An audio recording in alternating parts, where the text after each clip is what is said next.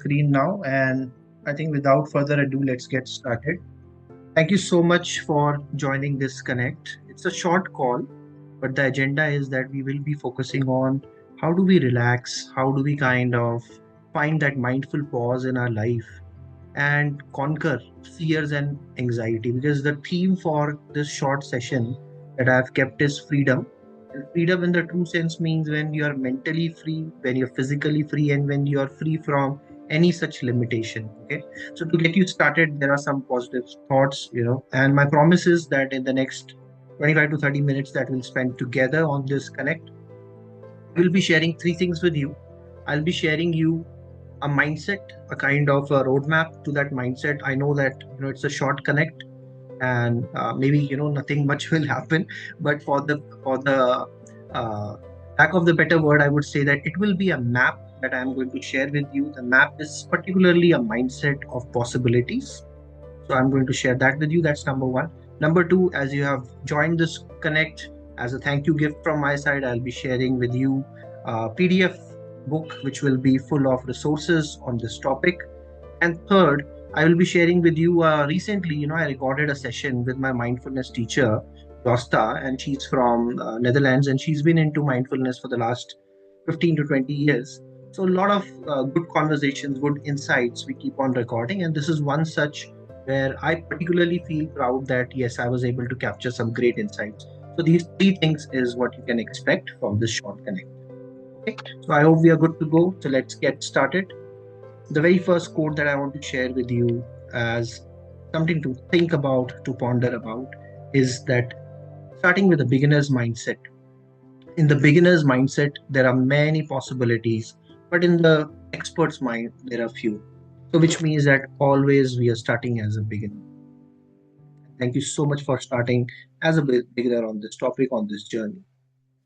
Another beautiful thing that I found from neuro-linguistic programming, which is a science and art of understanding the human mind and understanding the possibilities of human mind, is this quote which we say that all interaction is an interaction with self, which means that you are the world that you're creating around yourself. Okay, so all interaction is interaction with self. This one is my favorite. Life will shrink or expand in proportion to your own courage. So feel free to, kind of take a snapshot if you like anything. All this content is free. I'll be more than happy if you would like to, if something like you admire and you want to just take a snapshot, feel free to do that. And if you need any further resources, feel free to put that in the chat section and I'll be able to share that with you later. Okay.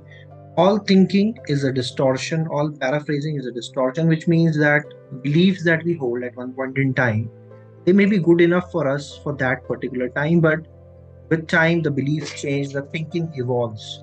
So, all we are trying to say in this quote is that let your thinking evolve, let your mind evolve.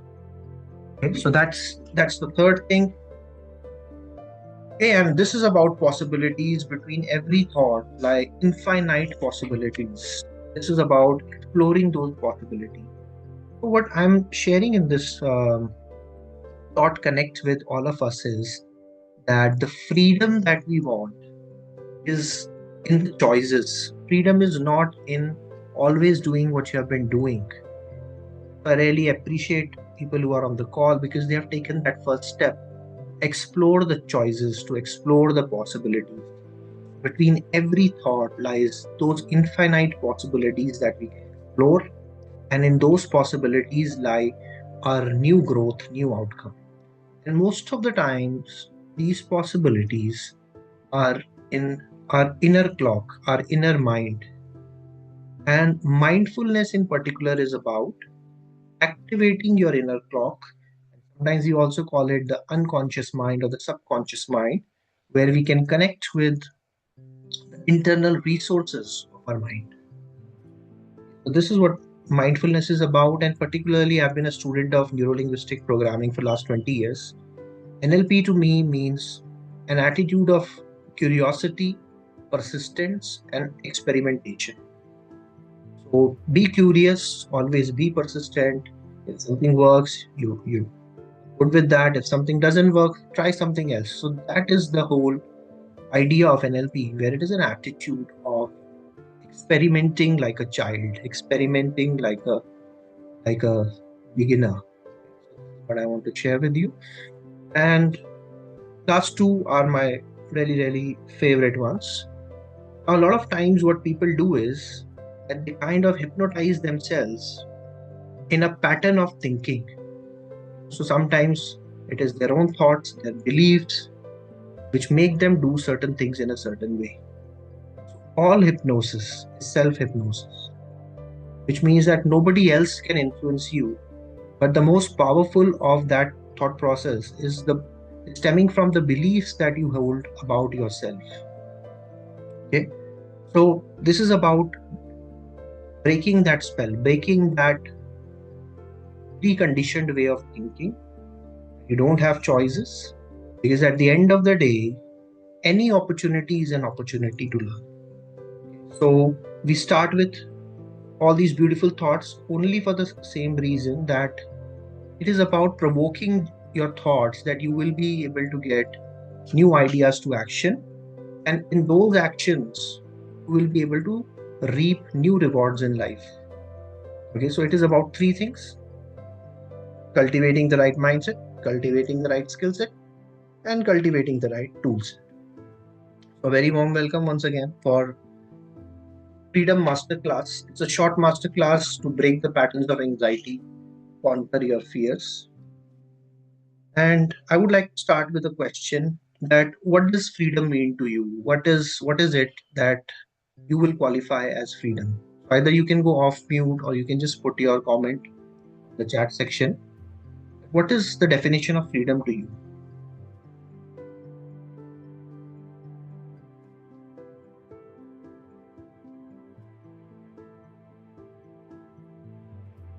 Or Sharti, you want to contribute anything to this discussion? You want to add anything? Freedom, Yeah. yeah, according to me, freedom is something where I feel that whatever I am doing, it's by choice, not forcefully. I am not doing something which I don't want to do. So that I define as freedom.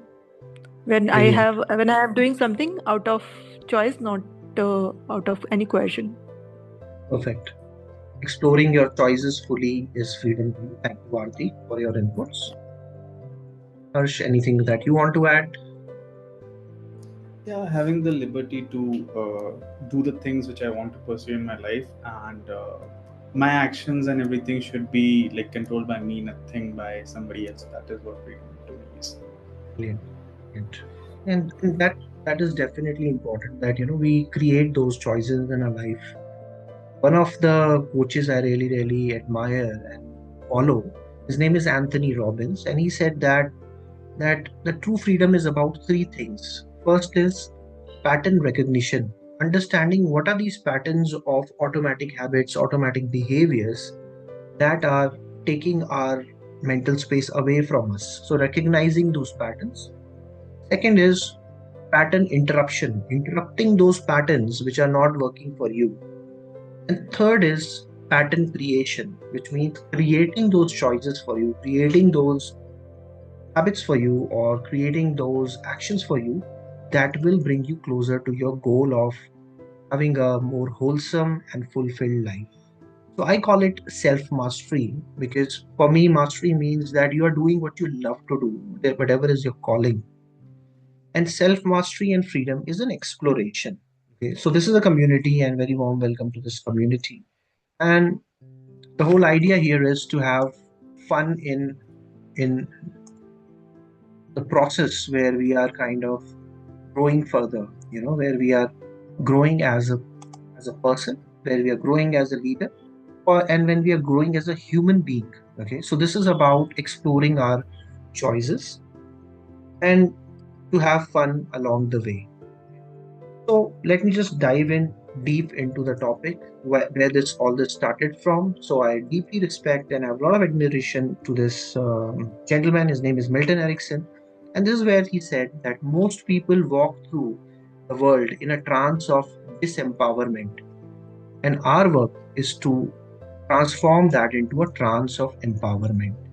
What does that mean? That means that a lot of time people go through this one life that they have, questioning themselves, doubting themselves, working out of a fear mindset, working out of a limiting beliefs or anxiety.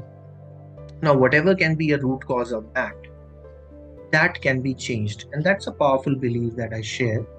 And some of these stalwarts of the field of psychology, I was quite fortunate to get mentored by them. These are some of my mentors. And as they say that, with the grace of the teachers, even the dumbest of the student can become the wisest of all, even without reading a book. So I would say all thanks to these teachers, and they are stalwarts in the field of psychology, neuro-linguistic programming, mindfulness, where I gained a lot. And as they say, that when the student is ready, the teacher will appear. When the student is truly ready, the teacher will disappear. So, which means that it is the right time, and you can learn from anything, and you can learn from anywhere. Just be open to get the right guidance. Be open, and this is my journey so far. I would say that the black and white photo kind of says it all. It's really really old, but through my journey, I was fortunate to get a direction in life where I practiced things like neuro-linguistic programming, mindfulness, yoga, some of the Indian martial arts. And my whole journey has been about self-awareness. Because, the answers to your anxiety and fears and the limiting beliefs that you have doesn't lie with anybody else. It's not that I am going to find a magic solution for you or somebody else is going to share something. With your self awareness at any given point in time, you will be able to find a solution for yourself. That's the belief that I share. You have all the right resources. You have, a beautiful mind, that powerful mind that is working with you. And with that mindfulness, you will be able to connect with your inner coach or the inner guide, which will help you to change in life. So this change is like a jigsaw puzzle. Like somebody said that, I think all of us have played jigsaw puzzle. So when you pick up the first piece, you're not able to figure out that how the entire picture will look like. But when you look at the edges of the jigsaw puzzle, you'll imagine, okay, the other piece will fit in beautifully, then the other piece, and then four pieces fit together. And sooner or later, you realize that all the pieces fit together beautifully when and at one point in time the jigsaw puzzle will solve itself. It will get solved all by itself. Okay? So sometimes it's not about trying hard. Sometimes it's not about taking a lot of effort, but it is about taking that pause, stepping back and thinking that how the entire picture looks like. Okay? So, somebody said that all we need is to understand that our mind and the mind that programs our habit, we have to kind of let that connection with that higher mind begin. And that connection with the higher mind, I truly believe, is in this practice called mindfulness. And I'll be sharing with you a simple mindfulness practice to kind of orient you. And why I'm so passionate about it, because see, it's one of the best uh, tools that you have, but you don't have any kind of a training manual or a manual to your brain.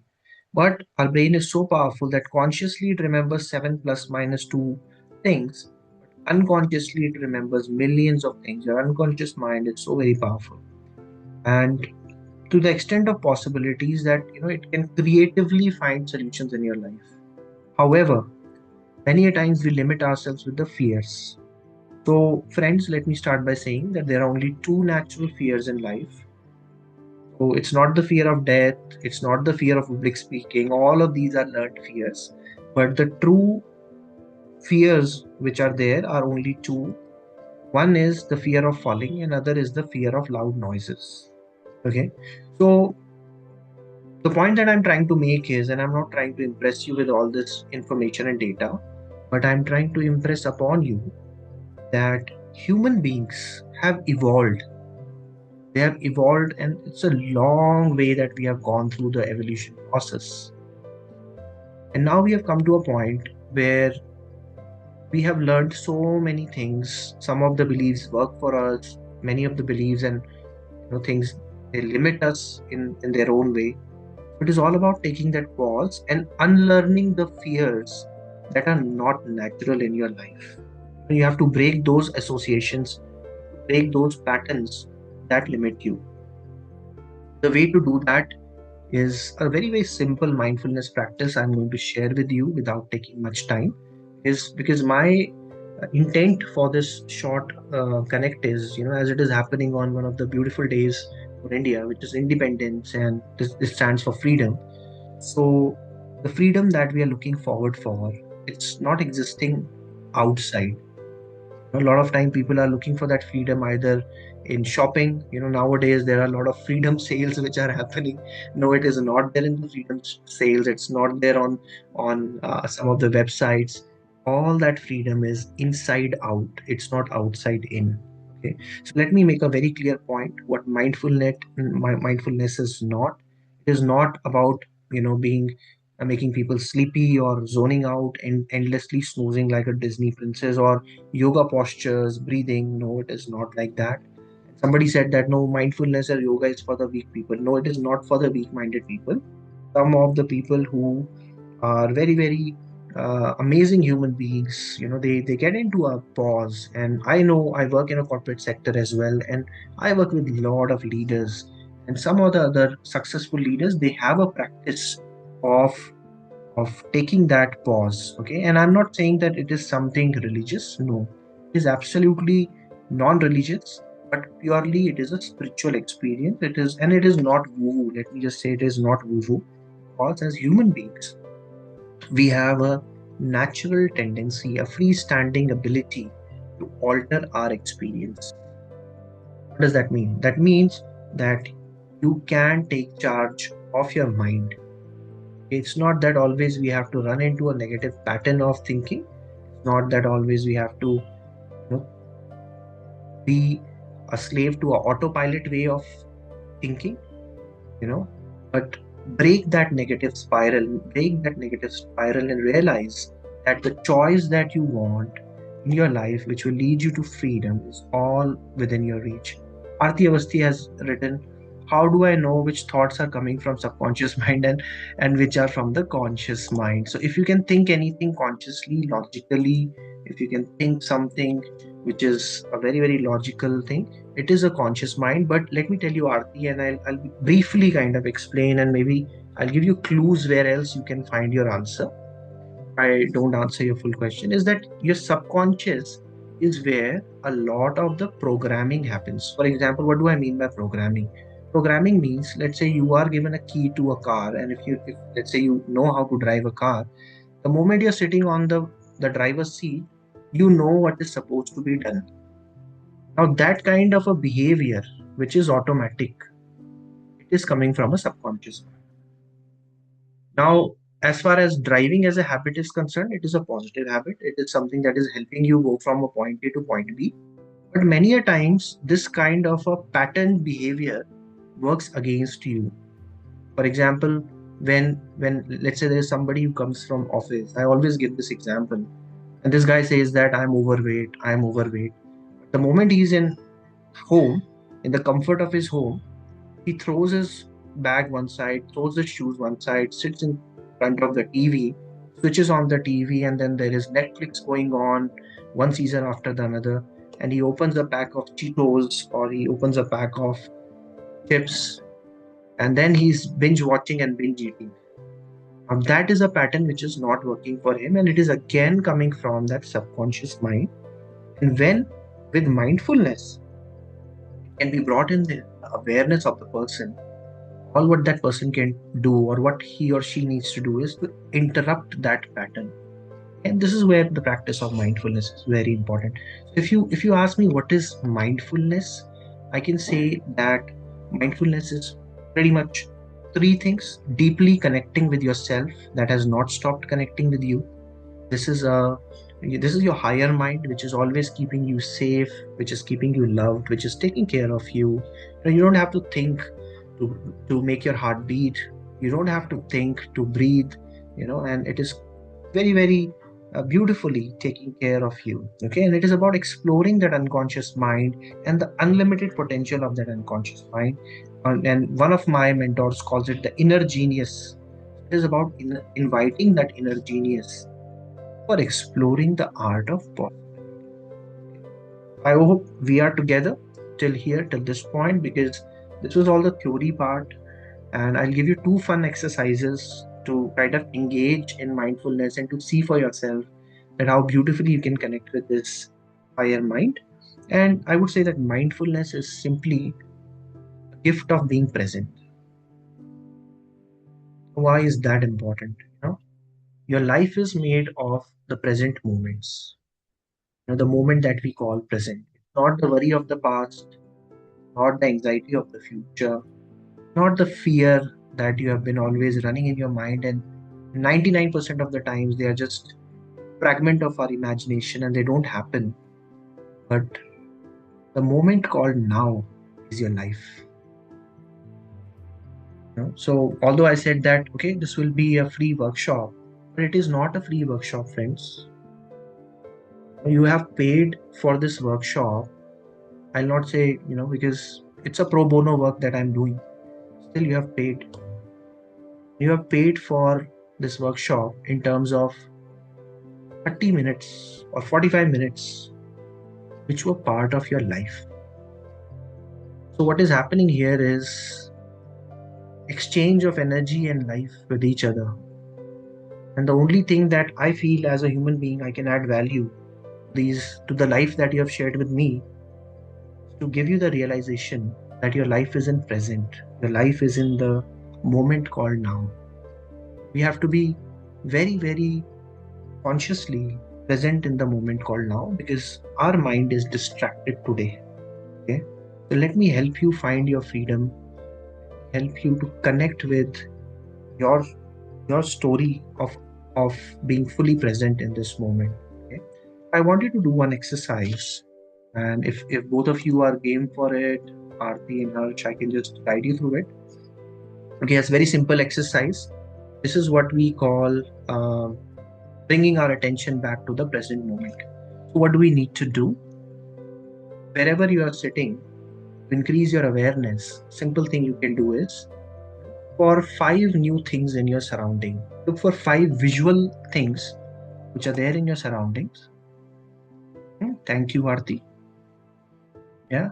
The moment you are able to find those 5 things that you have ignored till now, but now can see in your surrounding, you can just write the letter 5 on the chat. That means that gives me indication that you are engaged and you are able to see 5 new things in your surrounding. Somebody is very quick. Harsh, thank you, Harsh. Wonderful. 5 new things you have seen. Let us take it a step further. Let me give another 10 seconds to Aarti to catch up. So 5 new things, and these things are always there in our surrounding, but we have been ignoring it. Okay, so let us connect with our surrounding, with our present moment. So 5 things can be very, very, it may not be something very different, but it can be something that you have not seen, but you're observing now. The first thing is about observing the visual things. Okay. Now let's go to the. Yeah, sorry, Aarti, go ahead. I think for me there is nothing new except one pattern. I am just sitting in my room outside the balcony. I see one pattern in my apartment building. Apart from that, everything is familiar. Nothing I see. Yeah, so it means two things. Either you are so very aware about your surroundings, or that now you are kind of taking that pause and now you're really looking forward for those things. It can be anything. So let's take it to the second level. The second level is the level of sound. Okay, so from visual I'll take you to sound. For this you may want to close your eyes and pay attention. 4 different sounds which are there in the room. It can be sound of my voice, it can be sound of people outside. The moment you're able to identify 4 sounds in your surrounding, you can just press the number 4, which gives me a confirmation that you are able to identify 4 things in your surrounding. And this round goes to Aarti. She has been able to identify 4 sounds. Brilliant, brilliant. Doing well. Waiting for Harsh. Harsh says only 2. You see, Harsh, the moment when we have to connect mindfully with this technique, we really have to bring our awareness back to the present moment. Okay, that's the reason why it is a simple activity, but it is making us more and more present. So this is the second thing. Third thing, wherever you are, and you can do it with your eyes open or closed, but find three different touches or the feelings in your surroundings. So it can be, let's say, where I'm sitting, there is a mobile phone. The moment I put my hand on the mobile phone, there is a feeling that I get from it. There is a pen, the moment, and there is a slight edge of that pen. You remember those Chinese pens which used to have those arrows? It has got a very different, little bit of a, slight rigid edge. So I can have that feeling from my hand. Because you have to identify three feelings which are around you. The moment you are able to do it, and just type the number 3. That means that you have been able to interact in your surrounding. 3 objects have a different feeling. This is 3. Brilliant, brilliant, Harsh. So you are able to connect with that sense of touching and feeling. That's the third thing. Thank you, Aarti. Aarti is those 3. Now 2. Now the next thing is 2, where you have to identify 2 smells which are there in your surroundings. So it can be maybe, and I'm not joking this, but one of my friends, when I was doing this activity, she said that I can also smell water. I said, I was thinking that water is always odorless and it doesn't have a smell. But she said, yes, I can smell water and the smell of the rain on the mud, she can smell all of that. So are there different smells around you? So it is again connecting in the present moment with another smell or another input from your surrounding, bringing your attention back. Yeah, so you may have one smell, 2 smell, maybe it's a room freshener.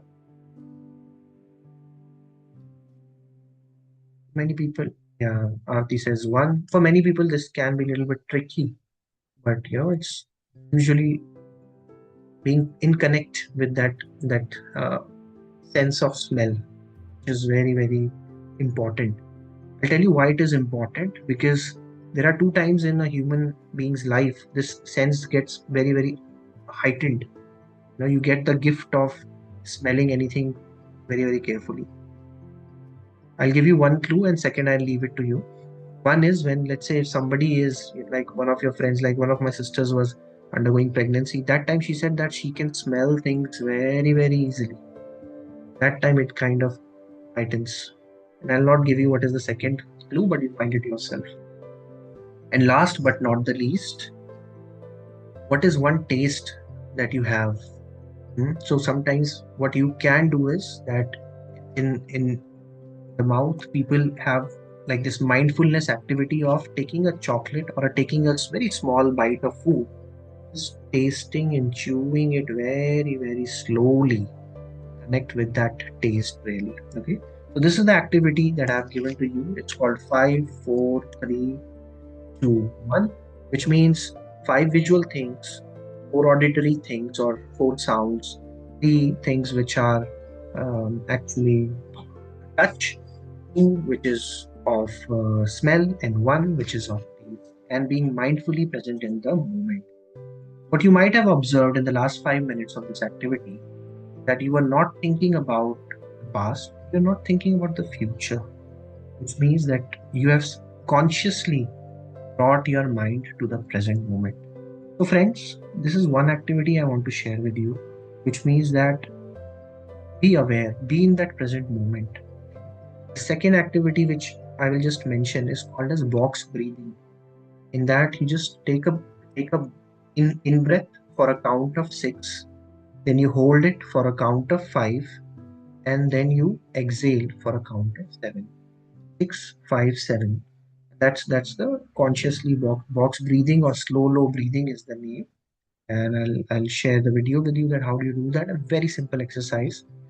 But when you breathe in and hold for a count of 5, then breathe out for a count of 7. Immediately it relaxes you, and it calms down all the anxiety that somebody has developed. Okay. So the reason why these simple exercises are important, because it is bringing our awareness to the present moment. And as they say, and this is my favorite quote from Joseph Campbell, and I'll take a pause after this, that your life is your myth in motion. This is your life, this is your life story. Coach yourself as if you are the hero of the story or heroine of your story. And for that, you have to be in the present moment. Cannot live, a hero or a heroine cannot live their life in their head. They have to come in the present moment and do their karma in that present moment, which means that take part in life fully. I'll take a pause here in the interest of time, and I'm going to share with you all these resources as an email. And if you can just drop your email, I'll be more than happy to, maybe by today evening or tomorrow, I'll be happy to share some resources, that PDF and the video that I've been promising. And this is, my gift to you. These 5 resources, I would say, are very, very powerful. And I have curated them over a period of time. These 5 resources, you can simply take a screenshot and explore more. And you will find a lot of ideas of mindfulness, of coming to the present moment on these resources. Okay, you can simply take a snapshot of this. So this is all what I want to share with you. And if, let's say, in case any of you would like to connect with me for yeah, thank you, Aarti, I got your email. If any of you would like to connect with me for a deeper level of discussion, there is a free invitation that, it's a completely pro bono one-on-one coaching I can do for you as my gift to take this conversation further. You can just scan the QR code or respond to that email. I'll be more than happy to share whatever I've learned my journey, with a simple intention that you also pay it forward for me. Okay. I'll take a pause here. If you have any short questions to wrap it up. Oh, I see a long comment. Harsh says that he has read a book called The Secret, which says we get millions of thoughts. Yeah, that's right. Emotions, and tell us what things we need to take action. But the problem, we are feeling of anxiety or overthinking makes you indecisive. By trying out few solutions, I found that it can only be fixed by distractions. Mindfully deal with them. Great question, Harsh. Great question. I'll just touch upon this question, and maybe we can connect later on for an in-depth discussion. I would say there are 2 philosophies. One philosophy is secret, that you manifest things, you only focus on thoughts, you always have a positive thought, that kind of thing. That's one extreme. On the other extreme is the philosophy that says, no, it's not determined, it is not thoughts but action. So you take action. You always be in action, be a person who's always the go-getter. That's the other extreme. You decide your life. I would say that if somebody asks me that whichever is correct, I would say depends. Somewhere, as a human being, you have to be somewhere in the middle of it. One of my mentors used to say that if secret is so true, then where is my Ferrari? Because he used to get up in the morning and always manifest that, God give me Ferrari, God give me Ferrari. And on the other hand, there is a person who's always saying that no, I'll do everything by my own hand. And somewhere, the person is ignoring the role of the destiny, the role of positive thinking in it. So I would say that sweet spot of unlocking your true potential or fixing those distractions, as you're asking, is somewhere in the middle. And one of the good tools that I've explored in my 20 years of journey as a psychologist, as an NLP master practitioner, that this is a very simple yet powerful way to understand and acknowledge that there are certain thoughts that work for you, there are certain thoughts that you can change, and then you can also create a roadmap for your success. Okay, so that will be my short answer to you. I may or may not have given a full answer, but that is what life is about. You get pieces of those jigsaw puzzles, and then you take your own journeys to put the rest of the pieces together to circle life with. Okay, so that is all, friends, that I want to share with you. I'll be more than happy to kind of maybe do a follow-up of this if it is required. But any final thoughts or comments before we kind of close? Do you have any regular classes that you take? Yes, that's a good question. So see, very early I realized that the power of community where we learn from each other. Every Sunday I do a pro bono session on different topics. I can send you that link, and whosoever can join. It's like Sunday early morning, 10 in the morning. Some people join, some people don't join, but I also share the recordings. So there are different topics that we have explored, and Arti, I'll be happy to share that. Thanks. Your Sunday morning might not work for me, but anything in the evening, an interactive session with you and other participants would be definitely helpful. Yeah. All right, so that is all that I wanted to share. Thank you, friends. Wish you a very happy Independence Day. And I hope that whatever I shared was useful to you in some form or the other. And probably you learned something. And it was a good investment of 30 minutes of life that you have invested on this. Thanks. It was quite useful and informative. Thank you. Thank you, Arti. You have a great day ahead. Thank you, Harsh, for showing up. Thank you. It was a great session. Thank you. Yes, bye bye.